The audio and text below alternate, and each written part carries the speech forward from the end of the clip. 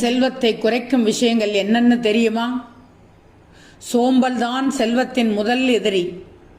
வீட்டில் அதிகம் சண்டை போடக்கூடாது. சாதத்தை சிறிதும் வீணாக்கக்கூடாது. வீட்டில் குப்பையை சேர்த்து வைக்கக்கூடாது. முக்கியமாக மூளையில் குவித்து வைக்கக்கூடாது. அழுக்கு துணி அதிகம் சேராமல் பார்த்து கொள்ள வேண்டும். வீட்டில் அன்றாடம் தினசரி சமையல் நடக்க வேண்டும்.